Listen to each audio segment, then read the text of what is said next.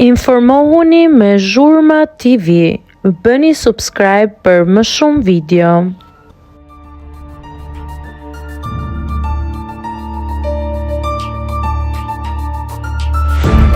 Roli im i fundit. Egla Ceno largohet përfundimisht nga televizioni.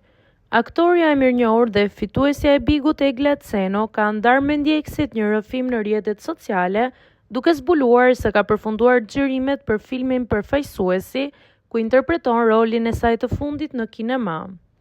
Në mesazhin e saj, Egla shprehet se ky projekt ka një rëndësi të veçantë për të, jo vetëm për shkak të rolit, por edhe për bashkëpunimin me aktorin Gaz Pajën dhe një ekip të ri artistësh të cilët i cilëson si të përkushtuar dhe plot pasion për artin.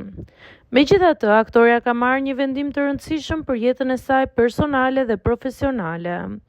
Ajo ka njoftuar se do të tërhiqet nga vëmendja publike për një periudhë kohe, duke kërkuar mirëkuptimin nga mediat dhe nga publiku.